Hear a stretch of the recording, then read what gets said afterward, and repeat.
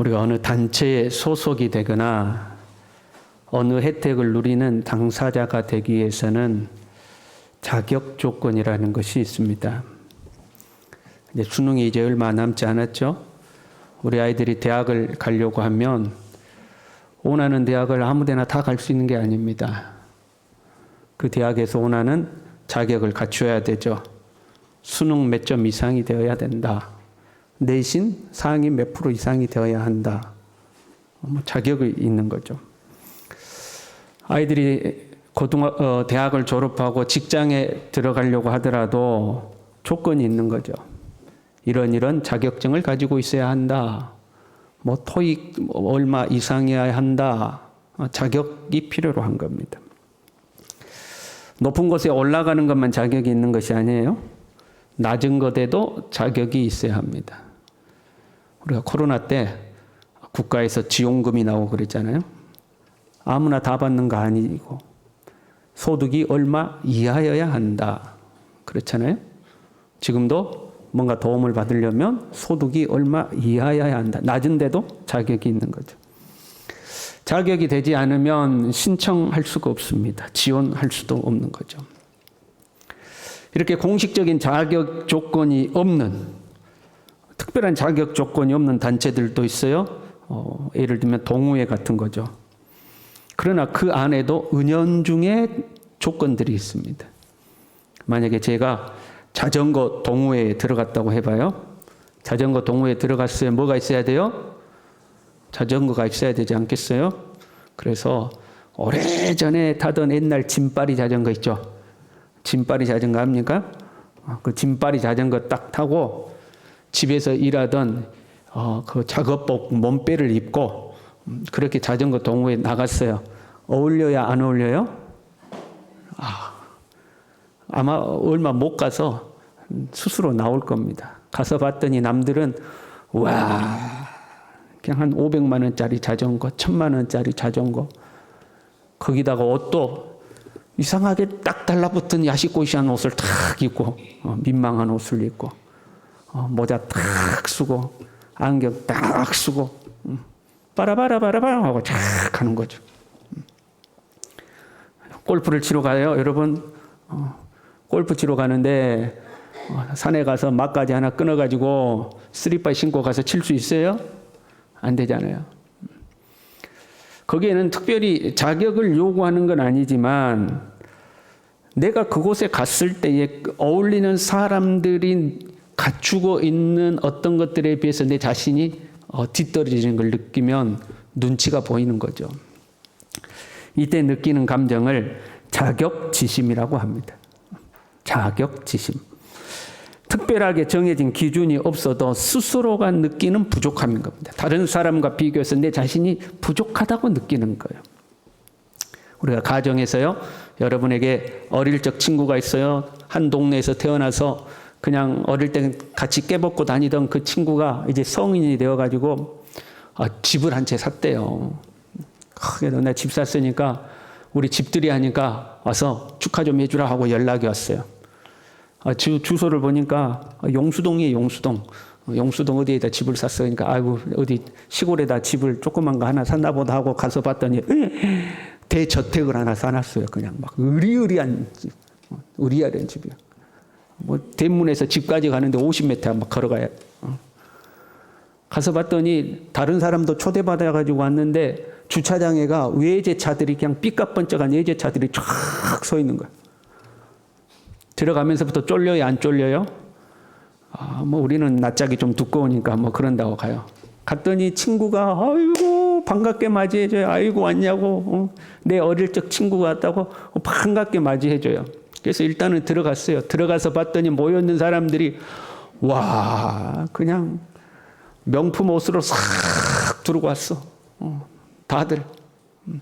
그리고 집들이 이제 선물이라고 다들 선물 공개식을 하는데 와 다들 명품으로만 준비를 했어. 나는 두루마리 화장지 사가지고 갔는데 그럼 내 두루마리 화장지를 꺼내놓기가 부끄러워요, 안 부끄러워요?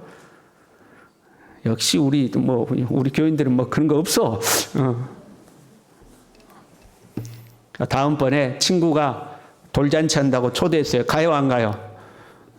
갈 거예요, 안 갈 거예요? 그래도 가.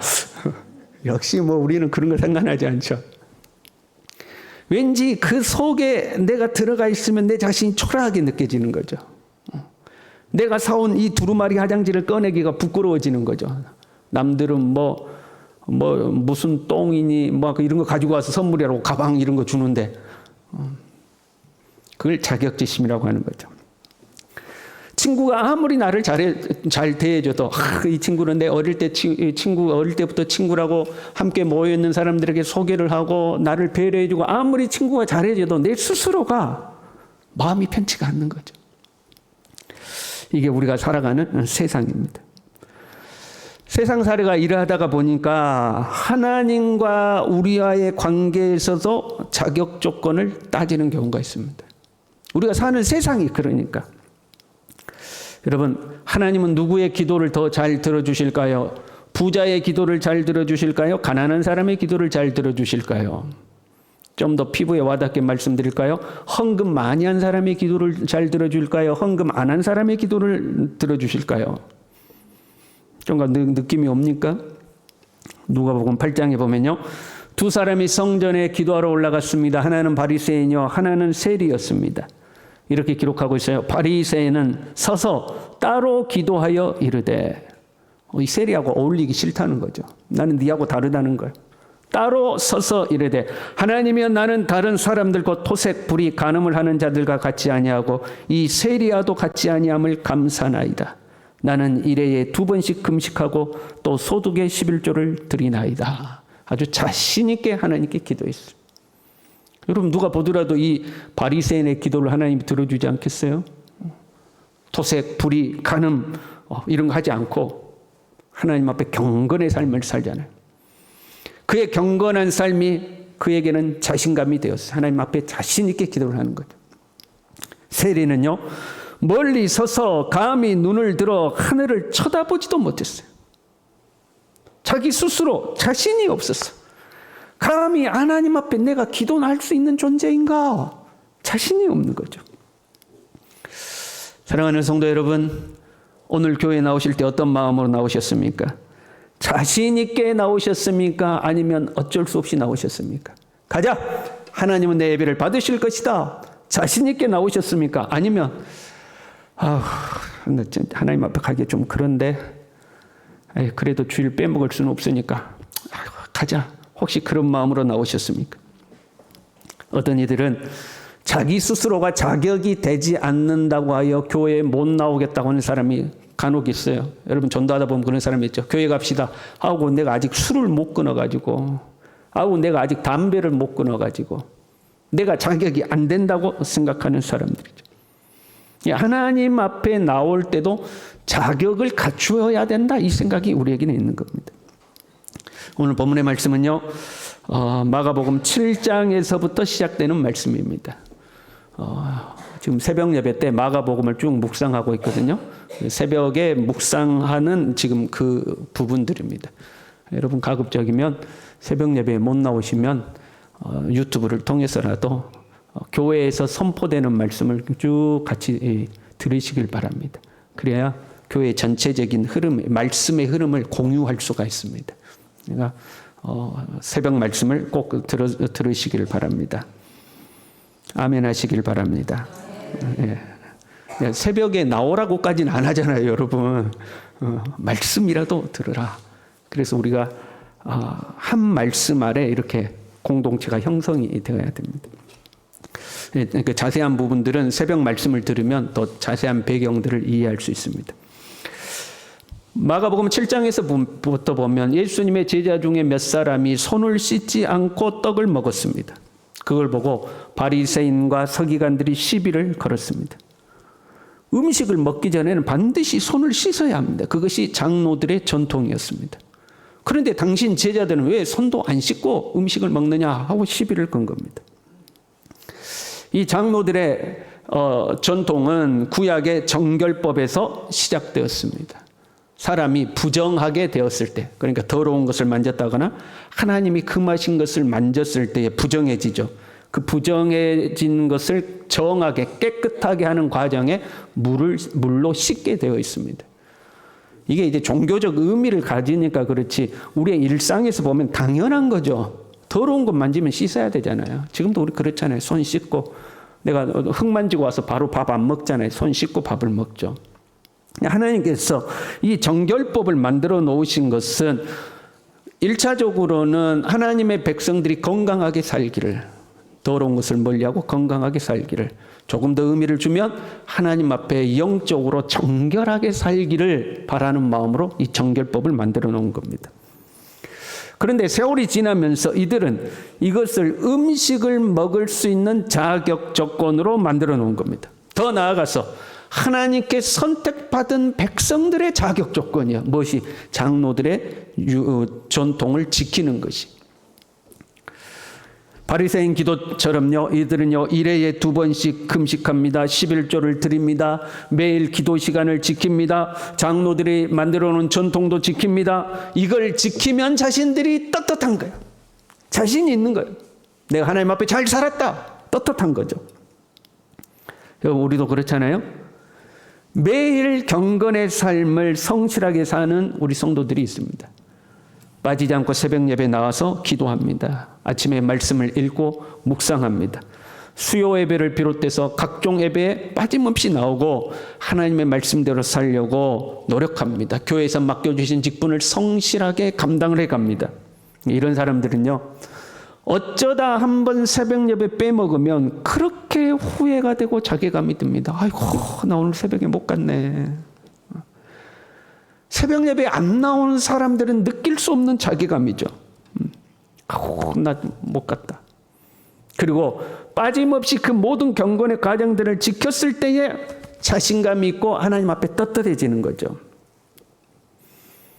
경건의 삶을 이렇게 성실하게 살지 않은 사람들은요, 상대적으로 저렇게 성실하게 하나님 앞에 사는 사람들은 하나님이 예뻐하실 것 같아. 저렇게 새벽마다 기도하는 사람 하나님이 얼마나 예뻐하실까? 교회에서 맡겨주신 직분을 성실하게 잘 감당하는 저 사람 하나님이 얼마나 예뻐하실까? 그런데 나는 하나님이 덜 예뻐할 것 같은 거죠. 성실하게 안 사니까. 그리고 내 삶에 어떤 문제가 생기면 그 하나님이 예뻐할 것 같은 사람에게 기도 부탁을 하는 거죠. 하나님이 내 기도는 안 들어줘도 당신 기도는 들어줄 것 같으니까 나를 위해 좀 기도해 주십시오. 왜 나는 하나님 앞에 똑바로 못 살아가지고 내 기도는 안 들어줄 것 같아. 그러나 당신은 하나님 앞에 잘 살지 않느냐. 그러니까 당신 기도 들어주지 않겠냐. 좀 기도해 주십시오 하고 부탁하는 거죠. 이 지금 바리새인들이 가지는 그 떳떳함, 그게 우리에게도 존재하는 겁니다. 장로의 전통을 철저히 지켰던 바리새인들은 손을 씻지 않고 음식을 먹는 제자들이 못마땅한 거예요. 아이고, 저래 가지고 무슨 하나님 나라 운동한다고. 아이고, 저래 가지고 무슨 복음을 전한다고. 아이고, 저래 가지고 무슨 예수 믿는다고. 아이고, 저래 가지고 무슨 교회 다닌다고. 못마땅한 거예요. 이런 배경에서 본문의 말씀이 기록되었습니다. 본문에는 한 여인이 등장합니다. 이 여인은 지금 바리새인들에게 손을 씻지 않았다고 지적받은 제자들보다도 훨씬 자격이 안 되는 사람입니다. 먼저 이 여인은 이방 여인입니다. 26절에요. 그 여자는 헬라인이요 수로보닉의 족속이라. 이방 여인은 하나님께 선택받지 못한 사람입니다. 하나님의 집에 들어갈 수도 없는 사람입니다. 더더군다나 하나님의 밥상에 앉을 수도 없는 사람입니다. 손을 씻고 안 씻고의 문제가 아니라 아예 참여 자체를 못하는 사람입니다. 게다가 이 여인의 딸은 귀신에 들렸습니다. 그냥 귀신이 아니고 25절에 더러운 귀신 들린 어린 딸이라고 기록하고 있습니다. 지금 제자들이 손을 씻지 않는 더러운 손으로 음식을 먹으려고 했던 것을 염두에 두고 표현하신 거예요. 더러운 귀신 들렸다. 영혼까지 더럽혀졌다 이 말이에요. 이런 여인이 예수님께 도움을 요청하러 왔어요. 예수님의 발 앞에 엎드렸습니다. 내 딸에게서 귀신을 쫓아주십시오. 내 딸에게서 귀신을 쫓아내 주십시오. 아무 자격이 없는 여인이에요. 예수님의 대답에 주목해야 됩니다. 27절에요.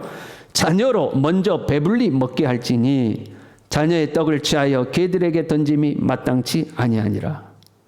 지금 예수님은 의도적으로 예수님께 은혜를 입으러 온 여인에게 은혜 베푸시는 것을 뭐에 비유하고 있어요? 떡을 먹는 것에 비유하고 있어요. 뭘 염두에 두신 거예요? 앞부분에서 바리새인들이 손 씻지 않고 떡 먹는 것에 시비 걸었던 것을 염두에 두고 하신 말씀이에요. 의도적으로 떡을 먹는 것에 비유하고 있는 거죠. 이 이방 여인의 사건을 통해서 경건의 전통을 지켰다는 것에 자부심을 가지는 사람, 반대로 그 전통을 지키지 못했다고 해서 자격지심을 느끼는 사람들에게 지금 교훈하고 계시는 거예요. 예수님은 평소와 달리 이 여인을 홀대하십니다. 예수님은요, 과부들을 홀대하지 않으셨어요. 오히려 긍휼히 여기셨죠. 가난한 사람들을 긍휼히 여기셨습니다. 병든 사람들을 긍휼히 여기셨습니다. 이방인이라고 차별하지 않았습니다. 오히려 거라사 지역, 이방 지역에서 귀신 들린, 군대 귀신 들린 그 한 영혼을 찾아가셔서 그 영혼을 구원하기 위해서 돼지떼가 200마리나 몰사하는 그 손해를 감수하셨습니다. 요한복음 4장에 보면 예수님은 의도적으로 사마리아의 수가성으로 가셨습니다. 사마리아는 말 그대로 이스라엘 본토인들이 개 취급하는 사람들입니다. 그런데 그 사마리아 지역에 가서 일부러 찾아가서 그 동네 중에서도 이전에 남자가 5명 있었는데 남편이 아니라고 그랬어요. 현재 살고 있는 남자도 남편이 아니라고 하는 운명의 아주 무거운 짐을 짊어지고 살아가고 있는 한 여인을 예수님은 의도적으로 찾아가셔서 복음을 전하셨습니다. 그랬던 분이 지금 이 여인에게는 아주 사실 상처되는 말을 하고 있는 거죠. 자녀의 떡을 취하여 개들에게 던짐이 마땅치 아니하니라. 지금 예수님은 바리새인의 흉내를 내고 계시는 겁니다. 아이, 장로들의 전통을 지키지도 않고 더러운 손으로 떡을 먹습니까? 그 떡 먹으면 안 돼요. 바리새인들이 그렇게 이야기한 거잖아요. 예수님이 그 바리새인 흉내를 내고 계시는 거예요. 너는 이방인이고 하나님의 백성도 아닌데 너는 떡을 먹을 자격도 안 돼. 마치 바리새인들이 제자들에게 했던 것처럼 예수님은 그 흉내를 이 이방 여인에게 그대로 흉내를 내고 있는 거예요. 너는 이방인이니까 너에게 줄 떡은 없어. 그런데 이 여인의 대답이 참으로 훌륭합니다. 예수님이 그렇게 자신의 자존심을 짓밟고 너는 개나 다름없어, 너에게 줄 떡은 없어, 이렇게 함에도 불구하고 주여 올소이다마는 상 아래 개들도 아이들이 먹던 부스러기를 먹나이다. 우리 같이 따라합시다. 주여 옳습니다. 주여 맞습니다. 저는 자격이 안 되는 사람입니다. 저는 더러운 사람입니다. 그 밥상에 앉을 자격도 안 되는 사람입니다. 더 나아가 경건한 유대인들에 비하면 개나 다름없는 사람입니다. 맞습니다. 그 다음이 중요하죠. 그러나 상 아래 개들도 아이들이 먹던 부스러기를 먹나이다. 저에게 그 부스러기라도 좀 주십시오. 맞아요. 나 자격 안 돼요. 나 개나 다름없는 사람입니다. 난 부정한 사람이요. 더러운 귀신 들린 딸을 둔 사람입니다. 그런데 그 부스러기라도 저한테 좀 주십시오. 그 침 흘리게 아이들이 먹다가 흘린 그 더러운 떡처럼 보이는 그 부스러기라도 좋으니까 그거라도 저에게 좀 주십시오. 이 여인의 대답을 들으신 예수님께서요, 그렇게 홀대하셨는데 예수님이 그렇게 냉정하게 말씀하시더니 금방 싹 얼굴을 바꾸셔가지고 이 여인에게 곧바로 허락합니다. 네가 그렇게 말했으니 돌아가라. 귀신이 네 딸에게서 나갔느니라. 금방 허락하죠. 그러니까 처음부터 안 주시려고 한 게 아니에요. 예수님 지금 뭔가를 가르치고 계시는 거죠. 누가 떡을 먹을 수 있는가? 누가 하나님 나라의 떡을 먹을 수 있는가? 외적인 경건의 모양을 갖춘 사람, 겉으로 보기에 깨끗해 보인 사람, 모든 부분에 빠짐없이 자격을 갖춘 사람, 그게 아니라 하나님의 나라를 갈망하는 사람, 부스러기라도 좋으니 하나님의 나라를 맛보기를 원하는 그 사람, 그 사람이 하나님 나라의 떡을 먹을 수 있다. 그걸 가르치고 계시는 거예요. 여러분 한 주간 어떻게 사셨습니까? 하나님과 사람 앞에 떳떳하게 사셨습니까? 하나님의 말씀을 다 준행하고 사셨습니까? 그랬다면 참 잘하셨습니다. 하나님께서 여러분의 삶을 축복하실 줄로 믿습니다. 그러나 혹시 한 주간 힘들었습니까? 하나님 앞에 떳떳하지 못합니까? 말씀대로 살지 못하고 내 감정과 기분과 내 성질대로 살았습니까? 하나님의 말씀을 분명히 알고 있음에도 불구하고 그냥 내 기분대로 살아버렸습니까? 한 주간이 아니라 나의 인생 전체 자체가 하나님 앞에 부족하기 짝이 없고 나의 감춰진 죄가 허다하고 내 인생은 왜 이것밖에 안 되나? 나는 왜 이렇게밖에 살 수 없었나? 부끄럽기도 하고 그래서 혹시 하나님은 나를 멀리 하실 것 같고 나에게는 은혜를 베풀지 않을 것 같고 내 기도에는 응답하지 않을 것 같고 하나님은 나를 돕지 않을 것 같고 오히려 하나님은 나를 징계하실 것처럼 생각이 됩니까?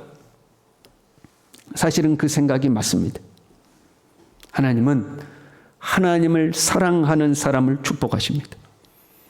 하나님의 말씀을 지켜 행하는 자에게 나가도 복을 받게 하시고 들어와도 복을 받게 하십니다.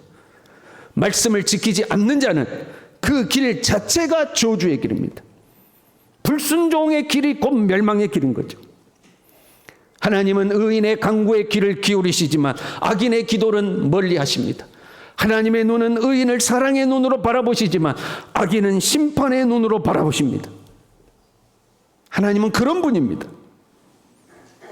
그러나 그럼에도 불구하고 부스러기 같은 은혜라도 사모하는 사람, 나는 아무 자격이 안 되지만 주님 앞에 내놓을 것이 아무것도 없고 부족하기 짝이 없지만 그러니까 오히려 나를 불쌍히 여겨달라고, 상위의 떡은 바라지도 않아 그냥 땅에 떨어진 부스러기라도 좋으니 하나님 나 그 부스러기라도 먹을 수 있게 해달라고 하나님의 은혜를 간구하는 사람, 그 마음으로 주님의 발 앞에 엎드리는 사람, 이 사람도 하나님의 나라를 누리게 된다 이 말.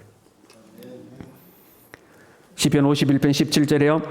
하나님께서 구하시는 제사는 상한 심령이라 하나님이여 상하고 통회하는 마음을 주께서 멸시하지 아니하시리이다. 하나님은 그 상한 마음으로 나를 불쌍히 여겨 주옵소서 하는 마음으로 나오는 그 마음을 받으시는 거예요. 예수님도 이렇게 말씀하셨죠. 심령이 가난한 자는 복이 있나니 뭐가 저희 것이라? 천국이 저희 것이라. 그 가난한 심령 가운데 하나님의 나라가 임하는 거예요. 우리 같이 따라합시다. 주님, 저를 불쌍히 여겨 주십시오. 그 마음으로 나오는 사람. 아무 자격 조건이 안 돼. 말씀대로 못 살았어. 엉터리로 살았어. 세상 사람보다 더 악하게 살았어. 그래서 사람들은 이야기하는 거죠. 너는 자격이 안 돼. 네가 무슨 염치로 하나님께 은혜를 구해. 넌 안 돼. 그럼에도 불구하고 하나님 나 부스러기라도 좋으니까, 어린아이들이 침 묻혀가지고 떨어뜨린 그 부스러기라도 좋으니까 주님 옳습니다마는 그 부스러기라도 나에게 좀 주십시오. 나는 그 주님의 은혜가 필요합니다. 그 사람에게 하나님의 나라가 임하는 줄로 믿습니다. 우리가 주님의 이름을 부르면 주님은 우리에게 말씀의 빛을 비춰주십니다. 우리는 그 말씀대로 한 걸음 한 걸음 걸어가면 결국 구원의 땅, 축복의 땅에 도달하는 줄로 믿습니다. 그래서 말씀의 빛이 비춰올 때 우리는 그 말씀을 지켜 행해야 돼요. 우리 같이 또 따라합시다. 주님 도와주세요. 주님 도와주세요. 그때 말씀의 빛이 비춰오는 거. 이 말씀에는 무수한 축복의 약속이 있습니다. 말씀을 지켜 행하면 내가 이렇게 해주겠다는 약속이 있어요. 우리 그래서 말씀을 지켜 행했으면 그 약속을 붙들고 하나님께 간구해야 합니다. 그러나 말씀의 빛이 비춰왔음에도 불구하고 말씀을 지키지 못할 때가 있습니다. 내가 말씀 알고 있는데, 현재 상황에서 내가 어떻게 해야 되는 줄도 알고 있는데 그 말씀을 따르기보다 내 죄의 본성을 따라가 버리는 거죠. 나의 연약함을 따라가 버리는 거죠. 그 말씀을 저버리는 거죠. 이때도 하나님의 은혜를 포기하지 않기를 바랍니다. 혹 내 자신의 마음속에서 너는 안 돼. 넌 자격 안 돼. 야, 네 말씀 안 지켰잖아. 너는 자격 안 돼. 그런 소리가 내 속에서 들려올지라도 주님 저를 불쌍히 여겨 주십시오. 내가 밥상에 있는 그 음식 바라지도 않습니다. 하나님 그 상에서 떨어진 부스러기 은혜라도 좋으니 저에게 은혜를 베풀어 주십시오. 나는 주님의 은혜가 없이는 못 삽니다. 주님의 은혜가 없이는 안 됩니다. 제발 그 은혜라도 자격 없는 저에게 그 부스러기라도 베풀어 주십시오 하고 주님 앞에 엎드리는 사람, 그 사람에게 주님은 은혜를 베풀어 주시는 줄로 믿습니다. 우리 함께 찬양하겠습니다.